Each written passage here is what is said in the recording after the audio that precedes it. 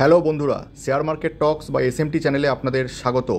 Share মার্কেটের latest news এবং update পেতে চ্যানেলটিকে অবশ্যই সাবস্ক্রাইব করুন আর আমাদের সঙ্গে থাকুন। নমস্কার বন্ধুরা, আজ কথা বলবো একটি ইম্পর্টেন্ট সেক্টরকে নিয়ে।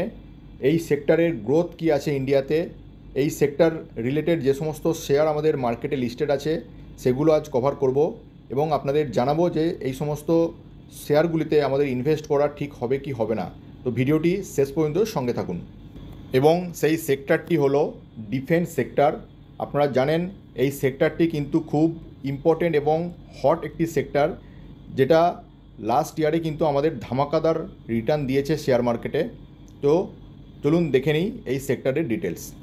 প্রথমেই কভার করব ডিফেন্স সেক্টরের একটি লেটেস্ট নিউজকে নিয়ে, এবং সেটা হলো যে ডিফেন্স প্রোডাকশান কিন্তু আমাদের কামিং ফিউচারে প্রায় 3 লাখ ক্রোড় টাচ করতে চলেছে। এবং এই 3 লাখ ক্রোড় ডিফেন্স প্রোডাকশানের মধ্যে 50,000 ক্রোড় কিন্তু এক্সপোর্ট করা হবে। আপনারা জানেন যে এতদিন পর্যন্ত ইন্ডিয়া কিন্তু শুধুমাত্র ইম্পোর্ট করতো ডিফেন্স প্রোডাক্ট, কিন্তু রিসেন্টলি ইন্ডিয়া আত্মনির্ভর ভারতের যে প্রকল্প নিয়েছে তারপর থেকে কিন্তু ইন্ডিয়া নিজস্ব যে নিড আছে ডিফেন্সের সেসবের সঙ্গে সঙ্গে ডিফেন্স প্রোডাক্ট কিন্তু বাইরে কিন্তু এক্সপোর্ট করছে। চলুন দেখে নেব যে এই রিপোর্টে আরও ডিটেলস কি বলছে।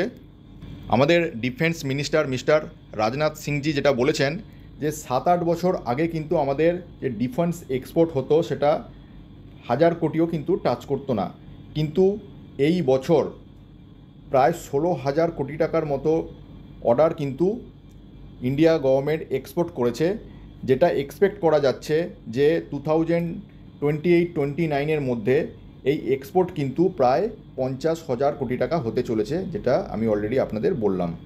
আর আপনারা জানেন বন্ধুরা যে 2024-25-এর যে বাজেট ডিক্লেয়ার হয়েছে সেখানে ডিফেন্সের যে অ্যালোকেশন আছে সেটা প্রায় 6.21 লাখ ক্রোড়।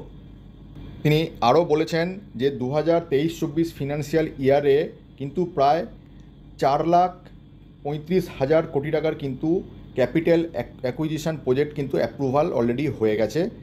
এবং নেক্সট গভর্নমেন্টের আরও টার্গেট আছে এরো ইঞ্জিনিয়ারিং এবং গ্যাস টারবাইনে কিন্তু ইনভেস্ট করার নেক্সট 5 ইয়ার্সে।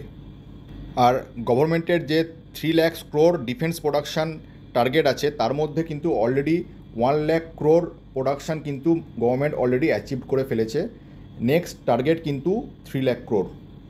আর বন্ধুরা, গভর্নমেন্টের যে ক্যাপিটাল অ্যাকুইজিশন বাজেট আছে তার 75% কিন্তু লোকাল কোম্পানির থ্রু দিয়ে হবে, যেটা ইন্ডিয়া গভর্নমেন্ট কিন্তু টার্গেট রেখেছে। সুতরাং আপনারা বুঝতেই পারছেন যে সমস্ত ইন্ডিয়ান ডিফেন্স কোম্পানিগুলো আছে সেগুলো কিন্তু এই ডিফেন্স বাজেট থেকে বেনিফিট পেতে চলেছে। সুতরাং আপনারা যদি লং টার্ম ইনভেস্টর হন এবং মাল্টিব্যাগার রিটার্ন পেতে চান তাহলে অবশ্যই এই সমস্ত শেয়ারগুলিকে আপনাদের র্যাডারে রাখতে পারেন। প্রথমটি হলো Bharat electronics limited, next Hindustan Aeronautics limited বা হ্যাল, দেন ভারত ডাইনামিক্স লিমিটেড। আপনারা যদি চান এই শেয়ারটিকেও আপনারা বিবেচনা করতে পারেন। নেক্সট কোচিন শিপইয়ার্ড লিমিটেড, এই শেয়ারটিকেও আপনারা আপনাদের র্যাডারে রাখতে পারেন। এছাড়াও আরও ছোট বড় অনেক কোম্পানি আছে, যেমন আইডিয়া ফোর্জ, পারস ডিফেন্স, এমটারটেক। এই সমস্ত ভালো ভালো শেয়ারগুলিকে আপনারা আপনাদের র্যাডারে রাখুন এবং যখনই সুযোগ পাবেন অল্প অল্প করে ইনভেস্ট করতে পারেন।